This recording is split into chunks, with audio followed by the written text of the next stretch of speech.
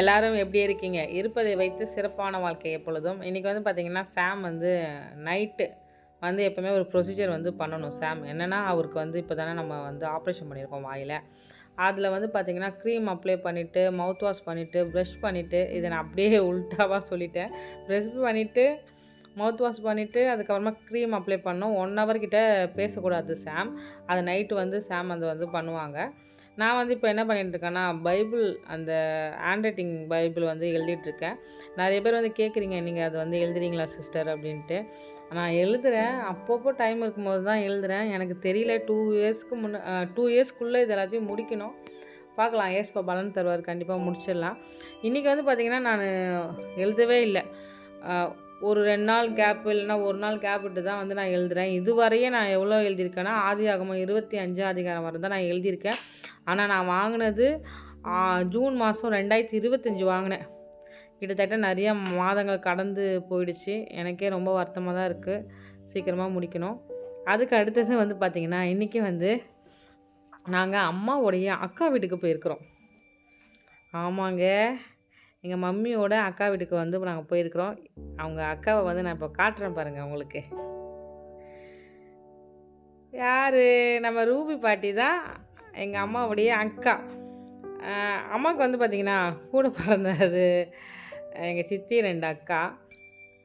எங்கள் சித்தி இறந்துட்டாங்க. 2 அக்கா வந்து டச்லேயே இல்லை. இது வந்து என்னென்னா, நமக்கு வந்து கூட பறக்கலனாலும் நமக்கு ஏசப்பா வந்து நம்ம லைஃப்பில் ஒரு அக்காவை நமக்கு கொடுப்பாங்க பார்த்தீங்களா? அது மாதிரி தான் எங்கள் ரூபி பாட்டி வந்து எங்கள் அம்மாவுக்கு இப்போ அக்காவாகவே மாறிட்டாங்க. அம்மா இங்கே வந்ததுலேருந்து ரூபி பாட்டியும் எங்கள் அம்மாவும் நல்ல ஒரு ஐக்கியத்தை ஏசப்பா வந்து கொடுத்துருக்குறாங்க. அதான் நான் சொன்னேன், வாம்மா உங்கள் அக்கா வீட்டுக்கு போகலாம் அப்படி சொல்லிவிட்டு, எங்கள் அம்மாவும் அவங்கள அன்பாக முழுமையாக நேசிக்கிறாங்கங்க. பாட்டியும் சரி அப்படி தான். பாட்டி எப்போவுமே எங்களை நாங்களே அவங்க பேர பசங்க மாதிரி தான். ஃபுல்லாகவே எங்கள் மேலே அவ்வளோ பாசம். பாட்டி வந்து பார்த்திங்கன்னா, எங்கள் தம்பி ஒய்ஃப் இவாஞ்சலி இருக்கால, அவளுடைய பாட்டி. சரியா? அவங்க எங்களையும் தத்தெடுத்துருக்குறாங்க. அதுதான் உண்மை. சொந்தக்காரங்க தான். ஆனால் அந்த சொந்தக்காரங்களையும் மீறி நமக்கு ஒரு அன்பான ஒரு பாசம் கிடைக்கும் போது வந்து பார்த்திங்கன்னா, அதுக்கு வந்து வார்த்தையே கிடையாது. இங்கே வந்து பார்த்திங்கன்னா, குட்டி ஆயா இருக்காங்க. ஆயாவுக்கு 85 வயசுங்க.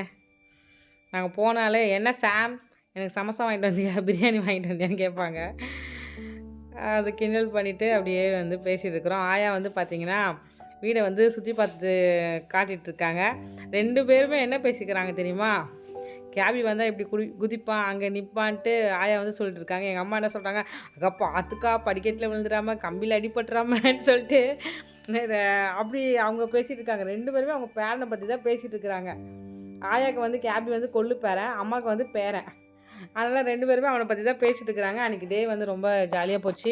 அம்மாவுக்கு வந்து மருந்து ஊற்றணும்ல, அதனால நாங்கள் 7 மணிக்கு போனோம். 7 மணிக்கு போயிட்டு 8 மணிக்கு வந்து இன்னொரு மருந்து ஊற்றினோம்.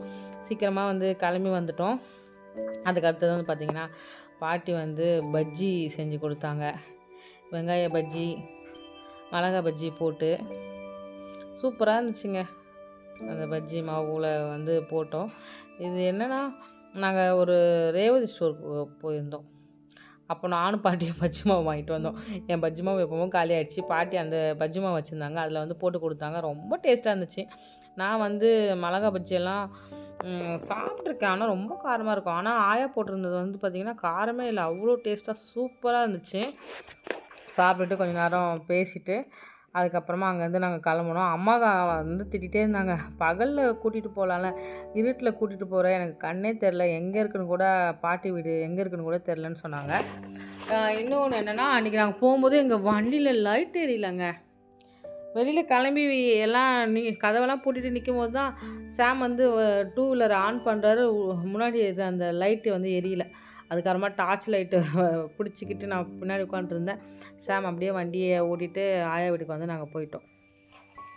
எங்களுடைய டே வந்து இப்படி தான் இருக்குது. நிறைய சில டைம் எங்களுக்கு ஒர்க் இருக்கும், அதனால நாங்கள் வந்து வெளில போயிடுவோம். அதுக்கு அடுத்தது இப்போ வந்து மாதுளப்பழ ஜூஸ் வந்து போடுறோம். அம்மாவுக்கு வந்து பார்த்திங்கன்னா கொஞ்சம் போர் அடிக்குது. அவங்க வீட்டுக்கு போகணுன்னு அவங்களுக்கு வந்து ஆசையாக இருக்குது. ஆனால் இப்போ வேறு வழி கிடையாது, இப்போ போக முடியாது. கிட்டத்தட்ட இன்னும் 1 மந்த்துக்கு வந்து மருந்து எல்லாமே இருக்குது. அது எல்லாமே நம்ம வந்து அந்த ப்ரொசீஜரை பண்ணி ஆகணும். இன்னும் 1 மந்த்துக்கு மருந்து இருக்குது. இப்போ வந்து பார்த்திங்கன்னா, வீட்டுக்கு வந்து ஜன்னலுக்கு வந்து ஸ்க்ரீன் தைச்சிடலாம் அப்படின்னு சொல்லிட்டு நான் வந்து கட் பண்ணிகிட்ருக்கேன். இந்த ஸ்க்ரீன் துணி வாங்கி கிட்டத்தட்ட ஒரு 2 இயர்ஸ் இருக்குங்க. 2 இயர்ஸுக்கு அப்புறமா இப்போ தான் எனக்கு தைக்கிறதுக்கு சான்ஸ் கிடச்சிருக்கு. ஏன்னா இது வந்து பார்த்திங்கன்னா ரொம்ப அழகாக இருக்கும் இந்த ஸ்க்ரீன் துணி. அது வந்து பிளான் பண்ணி தான் போடணுன்ட்டு நான் வச்சுருந்தேன். நான் என்ன பண்ணேன்னா, இங்கே நம்ம வீட்டில் வந்து இந்த வீட்டில் வந்து கொஞ்சம் ஸ்க்ரீன் போட்டால் நல்லாயிருக்கும்னு சொல்லிட்டு அதை வந்து நான் இப்போ தைச்சிட்ருக்கேன். எப்போவுமே வந்து பார்த்திங்கன்னா நம்ம நிறைய பிளான் பண்ணுவோம். நம்ம வீட்டுக்கு வந்து இப்படி பண்ணணும் அப்படி பண்ணணுன்ட்டு. எனக்கு தெரிஞ்சு டெய்லரிங் தெரிஞ்ச எல்லாருமே இது வந்து கண்டிப்பாக அதை பிளான் பண்ணுவாங்க. இந்த ஸ்க்ரீன் இப்படி தைச்சி போடணும், இது டேபிளுக்கு வந்து இப்படி கவர் தைச்சி போடணும்னாலாம் நிறைய பிளான் பண்ணுவாங்க. நானும் அது மாதிரி தான் பிளான் பண்ணேன். ஆனால் என்னால் எதுவுமே பண்ண முடியல. இப்போ வந்து பார்த்திங்கன்னா என்னுடைய ஒரு பாவாடையை தான் ஜன்னலில் வந்து இப்படி போட்டு வச்சுருக்குறோம். எத்தனை ஸ்க்ரீன் போட்டிருக்கோம் பார்த்தீங்களா? ஏன்னா அது வந்து பெட்ரூமில் இருக்கிற ஒரு ஜன்னல். அதனால் நாங்கள் என்ன பண்ணியிருக்கோன்னா 3 லேயராக போட்டிருக்கோம். அப்போ தான் கண்ணாடியாக வெளியில் எதுவுமே தெரியாதுன்ட்டு போட்டிருக்கோம். இது எங்கள் அக்கா எனக்கு கொடுத்தாங்க. அங்கே சிங்கப்பூர்லேருந்து அவங்களுக்கு யாரோ கிஃப்ட்டு கொடுத்தாங்கன்னு சொன்னாங்க. அந்த ஹேங்கிங் அதை என்கிட்டயே அக்கா கொடுத்துட்டாங்க. அதை தான் அவங்ககிட்ட காட்டிகிட்ருக்கேன். அவ்வளோதான், ஸ்க்ரீன் போட்டாச்சு. நமக்கு வந்து பார்த்திங்கன்னா இந்த கிளாஸ் மாதிரி இருக்கிறது எல்லாமே சில கிளாஸ் கண்ணாடி வந்து பார்த்திங்கன்னா வெளியிலேருந்து பார்த்தா நல்லாவே தெரியுது. அதனால நமக்கு வந்து நல்ல திக்கான ஸ்க்ரீன் போட்டால் தான் நம்ம உள்ளே ட்ரெஸ் சேஞ்ச் பண்ணும்போதெல்லாம் வெளியில் தெரியாது. அதுக்கு அடுத்தது வந்து பார்த்திங்கன்னா இது வந்து நான் எங்கே திரும்ப வாங்கினேன், இங்கே பிளைண்ட் ஹாஸ்டல் இருக்குது எங்கள் பழைய வீட்டாண்ட. அவங்கக்கிட்ட இந்த மேட் வந்து நான் வாங்கியிருந்தேன். அவங்களே கையால் தைக்கிறது, இந்த டேபிளுக்கு போடுற அந்த கவர். அதை வந்து தான் இப்போ எடுத்து உங்ககிட்ட காமிச்சேன். அதை தான் இப்போ இந்த டேபிளுக்கு வந்து நான் வந்து போட்டேன். அது வந்து நேரில் வந்து பார்த்திங்கன்னா நல்லா பளிச்சுன்னு தெரியுது. உங்களுக்கு வீடியோவில் கொஞ்சம் டல்லாக தான் தெரியுது. எவ்வளோ அழகாக இருக்குல்லங்க, சூப்பராக இருந்துச்சு. சரின்ட்டு நான் வந்து வாங்கிட்டு வந்தேன். உங்களுக்கு கூட ஏதாவது வேணும்னா சொல்லுங்கள், நான் நிறைய பொருள் அங்கே இருக்குது, நான் வந்து வாங்கி தரேன். பெட்டுக்கு போடுறது தலகாணி, அப்புறமா நிறைய ஹேண்ட் கர்ச்சீப், அப்புறமா டெக்கரேஷன் பண்ணுற ஹேண்ட் டவல், நிறைய எக்கச்சக்கமாக அவங்கக்கிட்ட இருக்குது. நீங்கள் வேணும்னா சொல்லுங்கள், நான் வாங்கி தரேன். அவங்களுக்கு ஒரு சப்போர்ட்டாக இருக்கும் அவங்கக்கிட்ட வாங்குறது.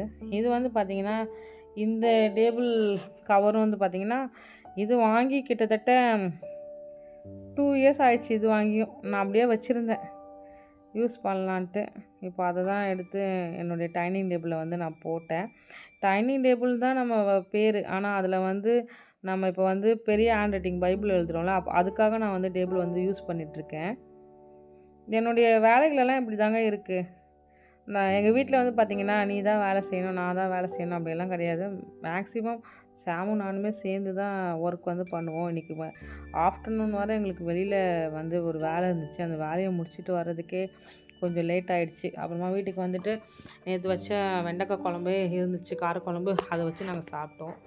சாப்பிட்டுட்டு நைட்டுக்கு வந்து இட்லி வந்து ஊற்றிக்கலாம் அப்படின்ட்டு முடிவு பண்ணி வச்சுருக்கோம். இது மாதிரி தான் வந்து லைஃப் வந்து போயிட்டுருக்கு. உங்களுக்கு வந்து இந்த வேதாகம நண்பன் டீட்டெயில்ஸ் வந்து நான் மொத்தமாகவே ஒரு தனியாக ஒரு வீடியோஸ் வந்து போடுறேன். நிறைய பேர் வந்து கேட்டிருக்குறாங்க, என்ன பென் யூஸ் பண்ணுறீங்க, அதெல்லாம் எப்படி ஆர்டர் பண்ணுறதுன்ட்டு. நீங்கள் வெளிநாட்டில் இருந்தீங்கன்னா கவலையப்படாதீங்க, நாங்கள் வந்து உங்களுக்கு வாங்கி கொரியர் வந்து சென்ட் பண்ணுறோம். இந்த ஹேண்ட் ரைட்டிங் பைபிள் வெளிநாட்டில் இருக்கவங்க உங்களுக்கு யாருக்காவது வேணும்னா சொல்லுங்கள், கண்டிப்பாக வாங்கி அனுப்புகிறேன். இப்போ வந்து பார்த்திங்கன்னா நான் வந்து பீட்ரூட் அல்வா சாப்பிட்டுட்ருக்கோம், நானும் அம்மாவும். இதுவாக தாங்க போச்சு எனக்கு ரொட்டீன். இதுக்கு மேலே நீ டவுல் என்கிட்ட கேட்டேன்னா அவ்வளோதான். உன் கண்ணுக்கு கேட்கவே இல்லையே. பாத்தியாங்க வீடியோ எப்படி பேசுவாங்கன்ட்டு, இப்படிதான் மாற்றி பேசுவாங்க அம்மாங்க வீடியோவில். உண்மையை நீ கேட்கல, சொல்லு, உண்மையை சொல்லு. நான் கேட்டேன், நீ 2 முன்னே கொடுத்துட்டேன். அப்போ வேணும்னா கொடுத்துரு, தயவு செய்து. ஒன்று நான் இதெல்லாம் யூஸ் பண்ண மாட்டேன். ஏமா வேணும் வேணும் நான் கண்ணு தொடக்க இப்போ வேணாங்கிற. நீங்கள் தானே எடுத்தீங்க, நீங்கள் தானே சாப்பிட்டா இருக்குன்ட்டு. இது எது வேணும் அம்மா, எது வேணும்? அப்பா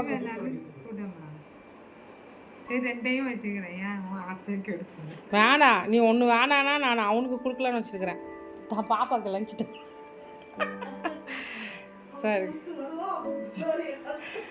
வேண்டாவா? உண்மையாக வேண்டாவா? இப்படி வேணுமா வேண்டாமான்னு கேட்கக்கூடாது. நீங்கள் கேட்டனால தான் நான் வாங்கிட்டு வந்தேன். சரி இப்போ கொடு. வேண்டாம் சொன்னல, கிளம்பு கிளம்பு கிளம்பு. இந்தா. உம்மை விடனா வேற யாரை நம்புவேன்? உம்மை விடனா வேற யாரை நம்புவேன்? ஆதரவாய் வந்திரே, கரம்பிடித்து நடத்தி சென்றேன். ஆதரவாய் வந்திரே, கரம்பிடித்து நடத்தி சென்றேன்.